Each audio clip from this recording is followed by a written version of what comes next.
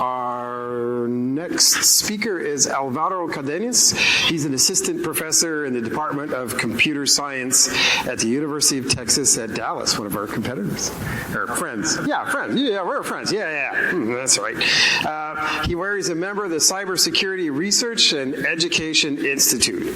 He holds a master's and PhD degrees from the University of Maryland, College Park. Before joining UT Dallas, he was a postdoctoral fellow at the University of California, Berkeley, and a research staff at Fujitsu Laboratories in America. Actually, once you pop up, bring your machine up so you can get started while I finish talking.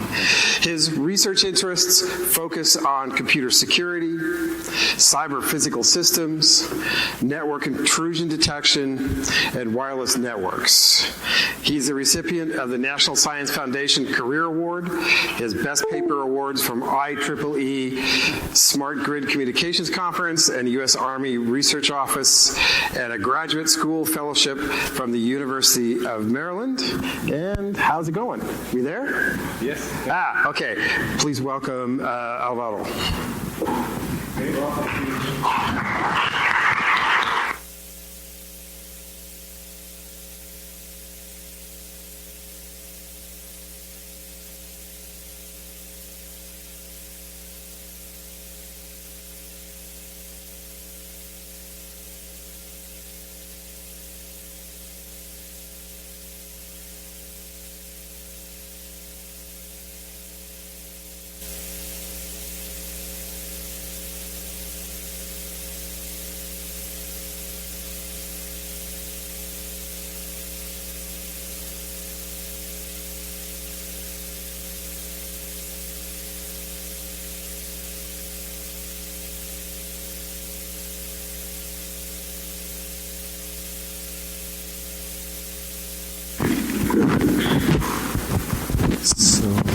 Okay. Let's see.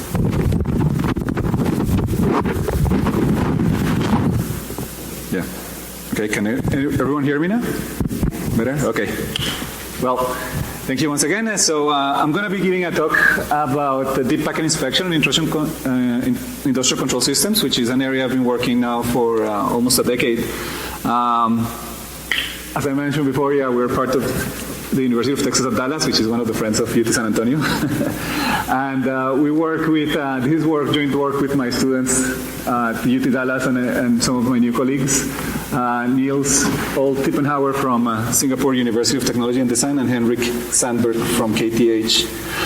So why do we want to do deep packet inspection in industrial control systems? Well, I mean, the obvious answer is to do network intrusion detection. We want to look at what's happening at the communications between devices and industrial control networks, and we want to figure out what are they talking, like who is talking to each other and why are they telling to each other. To do that, we need to develop parsers for these control protocols. There's already parsers out there for a lot of these industrial control protocols, like Modbus. And what we do is, you have an Ethernet frame, and you start, for deep packet inspection, looking at past the header. Then usually nowadays, a lot of these protocols are also running on top of IP. So you get inside the IP header, the TCP header, sometimes also. Once you get into Modbus TCP, into the industrial control protocol, you have the header of the protocol, and then you have the payload of the protocol, which is basically, this device is telling this other device to open a pump, or this one to shut the pump, to open a valve or to close it, or this one is reporting to the PLC, this sensor is reporting to the PLC, for example, that the water level at a tank is 0.5 meters or something like that. So these are the things that we're interested in. And there's a variety of industrial control protocols out there. This is just a small sample where particularly a lot of our work has focused on, right now, on Ethernet IP, Modbus TCP, DMP3, but we're also looking at some of these other ones. And one of the things that we've discovered is that, yes, we're getting there in terms of getting tools to help us analyze these protocols, like parsers. Some of them are very robust, like Modbus TCP. Some of them, like Ethernet IP, we had to work a lot on that ourselves. So we're actually going to be releasing, as an open source, a parser for an Ethernet IP protocol we developed. There's also different protocols have different semantic information about the process. So some protocols have very structured view of what's happening. So it like back and forth, if you capture the packet, you can see, well, this device, this PLC is telling this other PLC that like it just opened like a pump or something like that. And you can see that from the packets. In some other industrial control protocols, you just see a stream of binary bits. Well, redundant, yeah. But it's hard to figure out just by that information and by the protocol specification, like what is it, what is this data, what are they saying to each other. So yeah, you see there's a lot of values, like for example, Modbus TCP is a good example of that type of protocol that you see a lot of coils, a lot of registers, and you see, well, you're asking someone to change some register, but you don't know a priori in detail what's going on. Okay, so what are the key questions that we want to answer when we try to develop these deep packet inspection tools? So one of the things that I want to answer in this presentation is where do we want to deploy these network monitors? So depending on where you deploy them in your whole industrial control architecture, you're going to see different parts of the system. And then how deep to look? That's another question. So you can take a look at maybe what are the control commands that are sent, who's talking to who, at what time, the regularity, and what are the commands that they send back and forth, the responses. And you can create like something like a finite automaton representation of that. We're working on that because a lot of our partners that are helping us capture this data in the field, this is the first question that they want because they don't know a priori who's talking to who and what are the regularities, what are the anomalies. So that's sort of like the first step. But I want to also focus a little bit in more detail of what happens if the protocol specification is correct and if the communication patterns are correct, but the information that they're transmitting to each other is false. So if you're sending like a false control command or a false sensor value, once you start dealing with a false sensor value, for example, that's a continuous variable, so it would be much harder to represent as a finite automaton, and you need to do some other tools. So first, let's answer the questions: where do we want to deploy these network monitors? So you can deploy them. Like the easy answer is at the supervisory control network. That's usually where you have your big routers. You have the routers that have mirror ports, and you can see what's happening. Another possible place to deploy them is maybe in the field, like between PLCs and sensors and actuators, or the plant.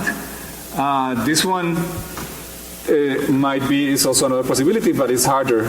But one of the messages that I want to convey in this presentation is that we should try to focus a little bit more on this device, in this field. Why? Because if there's an attacker that has compromised, let's say a PLC, the attacker can, if it compromises and we didn't notice it at the time of compromise, the attacker can send malicious information back and forth to the field devices. It can say, well, now I want to open this pump. I want to tell the pump to start letting water into the tank, and then, but without authorization. Let's say the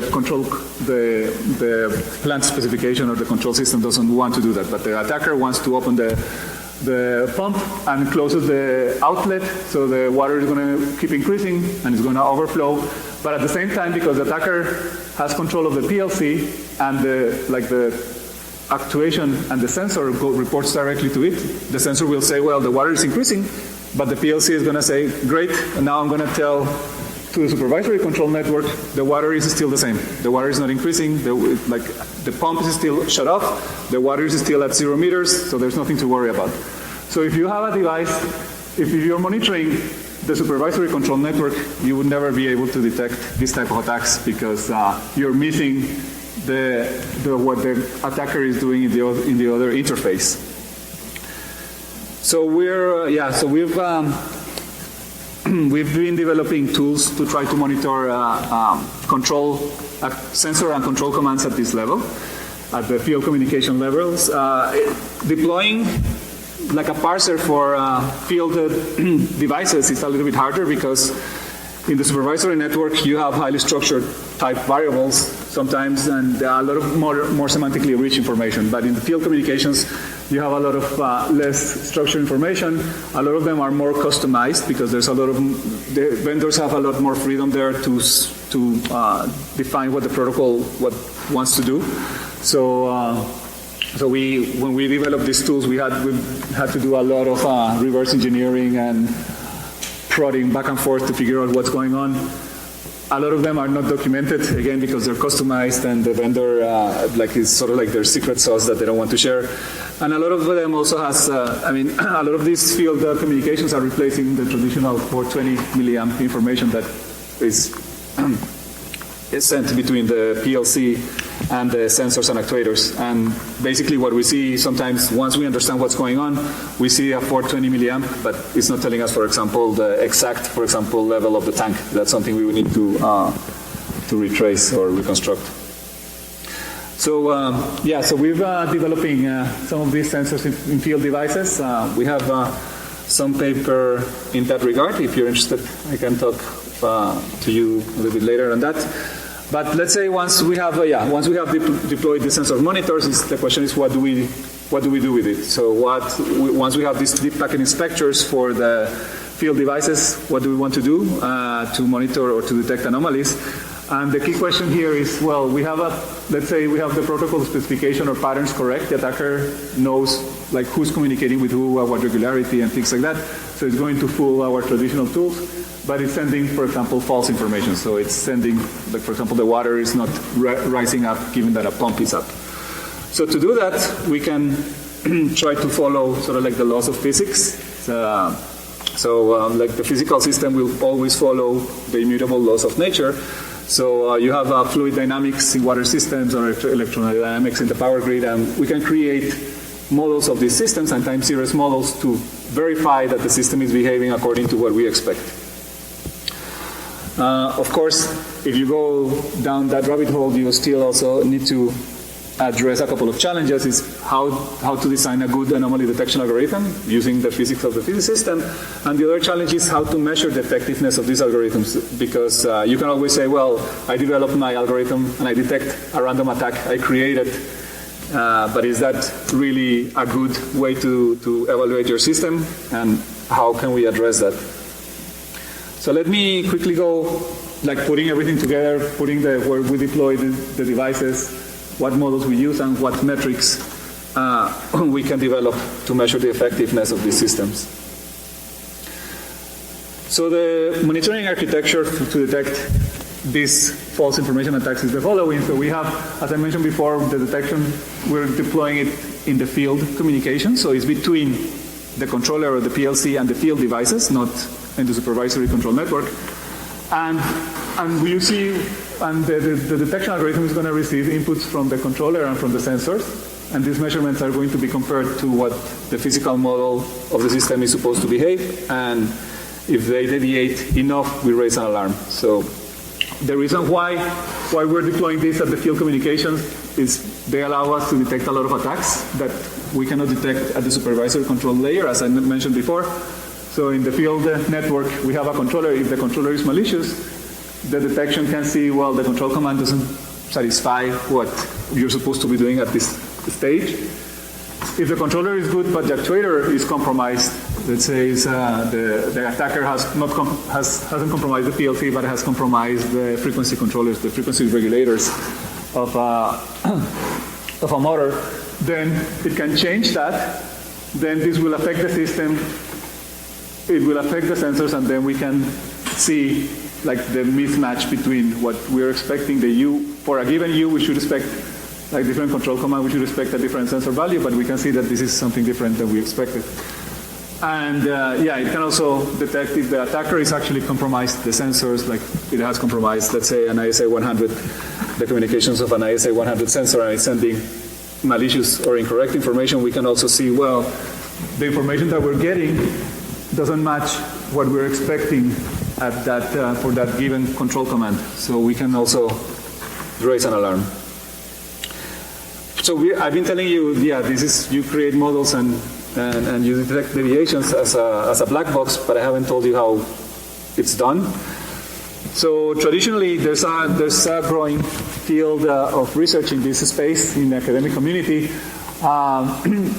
Traditionally what you do is you have your sensor observations and your control commands, and you have your model of your physical system, and you have a variety of systems. You can have a state space system or an autoregressive model, and with that model, you given the previous sensor measurement and the current control command, you basically predict your next sensor measurement. If your prediction is very different from what you observe, then you compute sort of like an anomaly score that is called residual in traditional fault detection theory. And given that the history of that residual, how this anomaly score behaves over time, then you give it to some statistical tool, and it's going to tell you, well, yes, this is a real anomaly or not. So you raise the alert. And there's been a variety of alternatives, let's say, to create this model of the physical system and to detect these anomalies. I'm not going to bore you with the math. This is just a slide telling you that there are a variety of tools, and the question that we try to address is which one is better and how to measure the betterness of each of these. So yeah, this is just, for example, a very simple state space system for one of the test beds that we're working on. So here we have a test bed that is controlling the water level in a tank. And again, from using your physical models of the system, you know that the rate of change of the volume in the tank is equal to, well, the area of the tank, which is the cross area, which is always the same, and the height. The height of the tank, and the height of the tank is equal to the flow coming in minus the flow of water coming out, and this is controlled basically by the PLC telling one pump to activate, the pump to enter water to the tank, and the pump to relieve the water to the tank to take it out. And so with this model, you can create basically your physical model. So you expect that the height, water level of a tank at the next time step, that you measure, is going to be the current one plus inflow, the water that is coming in minus the water that is coming out over the area of the tank. So this is an example of what is called a state space model in the literature. And you can, based on that, you can sort of see how you expect the tank to behave. Now, once you have these models, the question is, well, how do you evaluate how good is this anomaly detection method or the metrics? And this is where working in industrial control systems is very different to traditional in computer security, because, well, in computer security, or more generic IT networks, you have a lot of negative examples, and you say, well, you can measure the false alarm rate because you say, well, we have a lot of normal network activity, and we give it to the classifier, and this IDS is going to raise an alarm, and if it raises an alarm on normal activity, we call that a false positive. And then we have this set of developed attack systems, and maybe these are systems in the wild. We give them to the intrusion detection system, and if it doesn't detect it, we count the number of false negatives. But the biggest challenge that we have in intrusion detection or in control systems is that really, as the previous speaker was saying, there's a lot of hype, but there's not a lot of concrete attacks. So we have a lot of what we assume are normal operations of the plant, but we do not have a lot of attacks. Actually, we have maybe one or two, despite the hype that we can get access to. And it is difficult to generalize how to measure how good our system is if we don't have a good attack. So what we need to do in research is you always end up creating your own attacks. So we don't have tools to measure sort of the generic attacks from the field. So we implemented this attack. We have a video here, but I think I'm going to skip it in the interest of time, of basically showing how we can fool, well, it's not a good resolution, but basically this is the sensor in the field, and it's reporting a different value that you can see in the HMI of the operator. And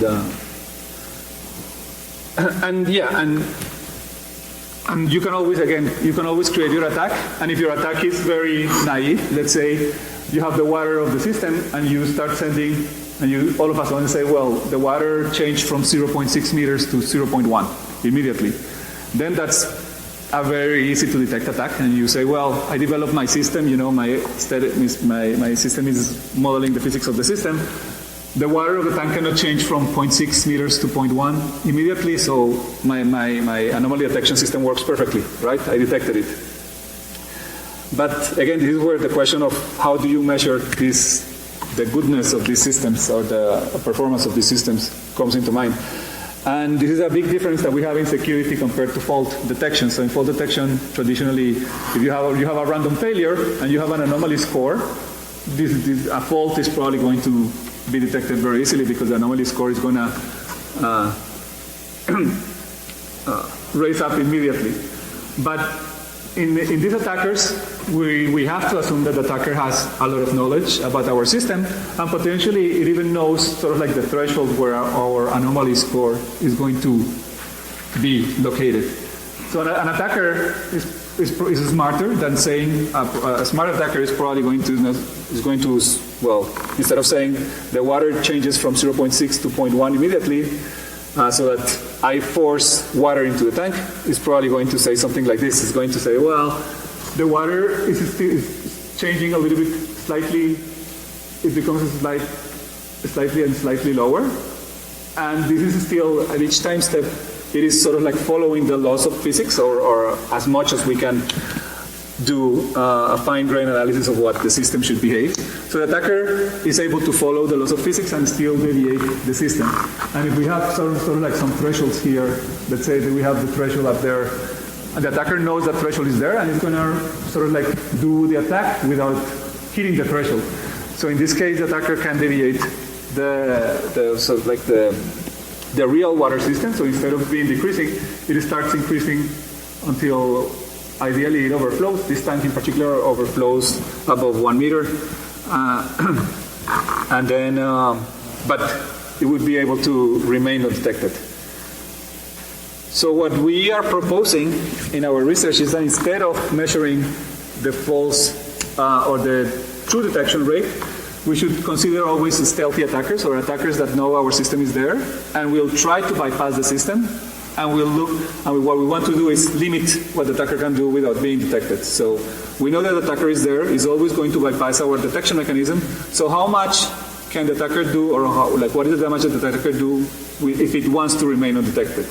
That's the main goal. So in this case, for example, the attacker could change again from 0.6 to 0.1, and it can create an immediate effect, but that's going to be detected.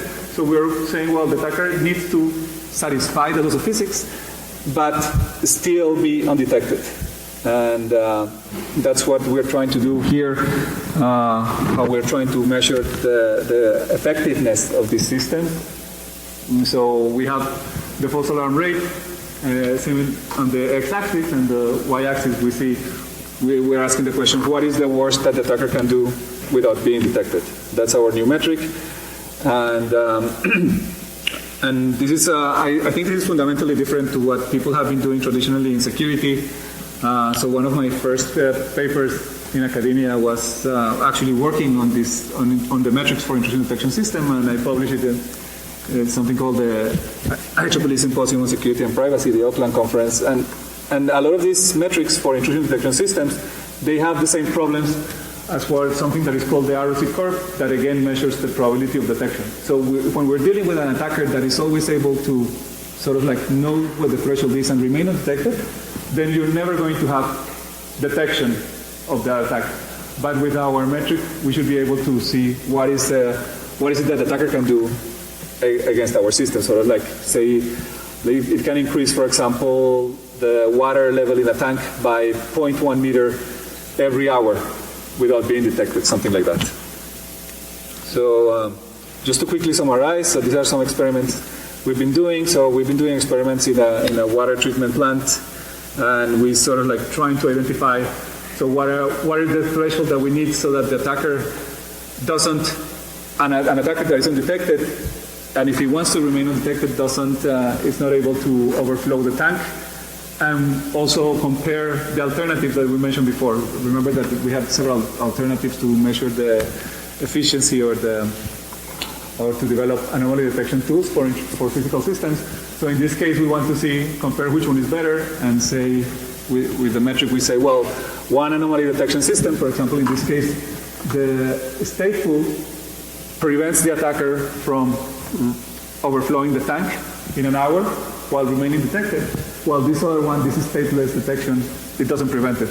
The attacker is able to manipulate the system much more than is safe and still remain undetected.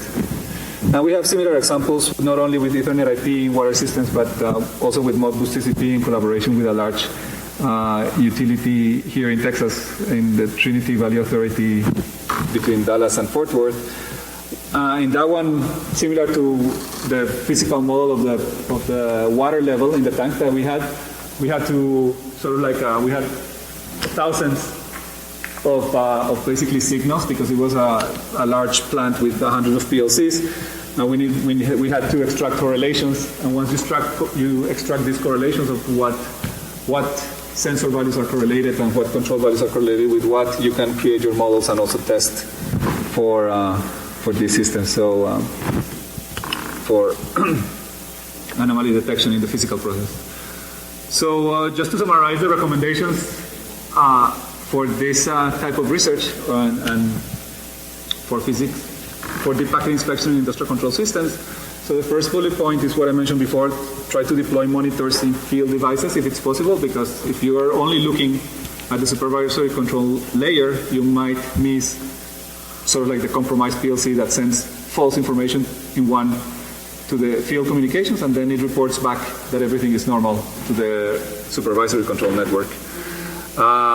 Another summary is that we should be using well-known algorithms to create models of physical systems. So a lot of papers in academia are now trying to use sort of like machine learning and outlier and clustering things, and the models of the physical system is something that we sort of like already know how to do. We have a literature in control theory that it's 50 or even 100 years old, and we can develop, or we can leverage this. So there's no need to come up with new machine learning anomaly detection tools, I would argue. And we need to find new metrics to evaluate the performance of these anomaly detection tools. So the fact that you say, once you have your deep packet inspection monitoring the physics of the system, the fact that you can detect attacks that you yourself created doesn't mean that there's another person that cannot bypass your system. So my argument is that we should be trying to within what you can find the worst possible attack that cannot be detected, and then measure the impact of that worst possible attack. And that way you can compare different systems. So with that, I'll finish, and I'm open for questions if you have any, or I don't know if there's no questions in Okay, we're out of time. So, I'll be happy to discuss with you in the lunch break. Thank you very much. Thank you.